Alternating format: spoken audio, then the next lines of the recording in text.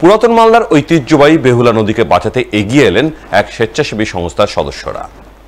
যার অঙ্গ হিসাবে বেহুলা নদী বাঁচাও গণস্বাক্ষর অভিযান চালালেন রবিবার।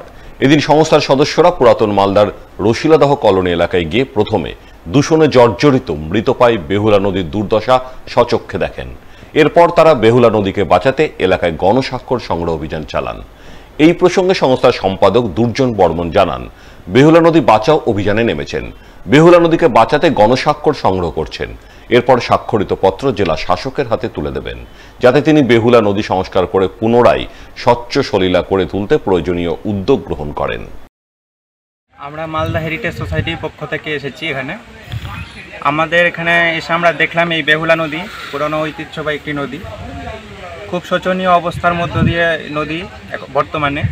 তো আমরা চাই ডিএম সাহেবের কাছে এটার আমরা প্রস্তাব আমরা জানাবো এবং ডিএম সাহেব পুনরায় এই নদীটাকে পুনরুদ্ধার যেন করে। সেই জন্য আমরা আজকে এখানকার স্থানীয় ব্যক্তিদের কাছে আমরা গণস্বাক্ষর আমরা করালাম। আমরা বেশ ভালোই সাড়া পেয়েছি এখানকার মানুষজনের সাথে। আমাদের দাবি, নদীর জল অনেকটা দূষিত হয়ে পড়েছে, সেই জলটা যেন আমাদের যেন স্বচ্ছ যেন হয়। প্রচুর এখানে কচুরিপানা আমরা দেখতে পাচ্ছি নদীতে, এটার আমরা সংস্কার চাই। বিশেষ চাহিদা সম্পন্ন অসহায় মানুষজনের সাহায্যার্থে এগিয়ে এলেন মালদা শহরের এক স্বেচ্ছাসেবী সংস্থার সদস্যরা। সাহায্যের অঙ্গ হিসাবে বিশেষ চাহিদা সম্পন্ন মানুষজনের মধ্যে বিতরণ করলেন হুইল চেয়ার। রবিবার মালদা শহরের গয়েশপুর মঙ্গল সমিতি ক্লাবের সহযোগিতায় হুইল চেয়ার প্রদান অনুষ্ঠানের আয়োজন করা হয়। উপস্থিত ছিলেন ২৬ নম্বর ওয়ার্ড কাউন্সিলর গৌতম দাস, সংস্থার কর্মকর্তা উজ্জ্বল চৌধুরী, সঞ্জীব কুণ্ডু সহ আরও অনেকেই। এদিন তারা সকলে মিলে মোট ৪ জন বিশেষ চাহিদা সম্পন্ন ব্যক্তিকে বিনামূল্যে হুইল চেয়ার প্রদান করেন বলে জানা গেছে।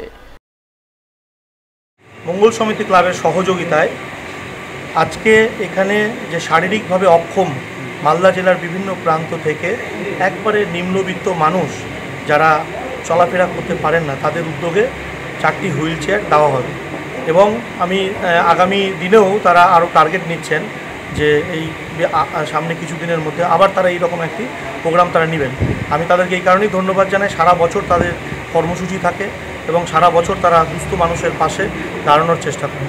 আমার পক্ষ থেকে, আমি অন্তরস্থল থেকে তাদেরকে সকলকে আমি ধন্যবাদ জ্ঞাপন করছি, তাদের প্রতি সাফল্য কামনা করছি এবং আগামী দিনে তারা যাতে আরও এগিয়ে যায় সেই শুভকামনা করে। রবিবার শ্রী শ্রী বাবা লোকনাথের তিরোধান দিবস। এই উপলক্ষে দিন মালদার বিভিন্ন প্রান্তে লোকনাথ বাবার পুজো পাঠ হয়ে গেল ভক্তি ভরে।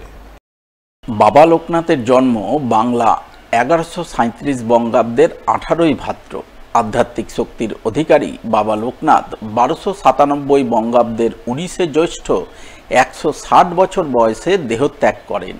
সেই অনুযায়ী রবিবার ১৯শে জ্যৈষ্ঠ ছিল শ্রী শ্রী বাবা লোকনাথের ১৩৪তম তিরোধান দিবস। তাই এই পুণ্যতিথি উপলক্ষে এদিন মালদার বিভিন্ন প্রান্তে ভক্তিনিষ্ঠা সহকারে বাবা লোকনাথের পুজো অনুষ্ঠিত হয়। মালদা শহরের রথবাড়ি চার্চপল্লী বাবা লোকনাথ নাট্য সংস্থা, রথবাড়ি বাবা লোকনাথ সংঘ, ঝলঝলিয়া বাবা লোকনাথ নাট্য সংস্থা, উত্তর কৃষ্ণপল্লী ব্যাংক কলোনি সহ বিভিন্ন এলাকায় বাবা লোকনাথের পুজো আরাধনা অনুষ্ঠিত হয় ধর্মীয় শুদ্ধাচার মেনে।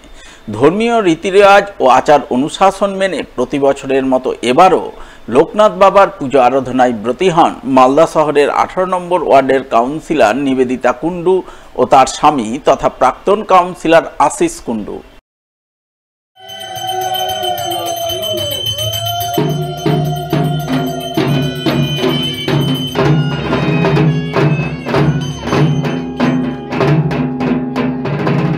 আমাদের চার্চপল্লী বাবা লোকনাথ নাট্য সংস্থার পরিচালনায় ২৬তম বৎসরের এবার শ্রী শ্রী বাবা লোকনাথ পুজো উৎসব।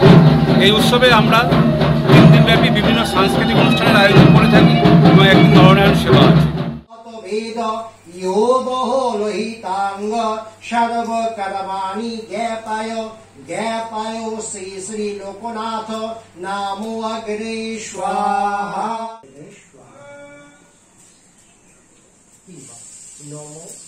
আজ বাবা লোকনাথের তিরোধান দিবসে আমরা সকলে মিলে বাবা লোকনাথের পুজো সংগঠিত করেছি।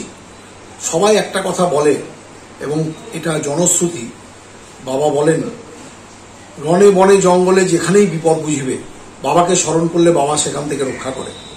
আজ সকলের মঙ্গল কামনায়, সারা বাংলার সমস্ত স্তরের মানুষের মঙ্গল কামনায় আমরা প্রতি বছরের ন্যায় এবছরও লোকনাথ বাবার পুজো সংগঠিত করলাম। বাবা সকলকে রক্ষা করুক, সকলের মঙ্গল করুক, এই প্রত্যাশা রইল।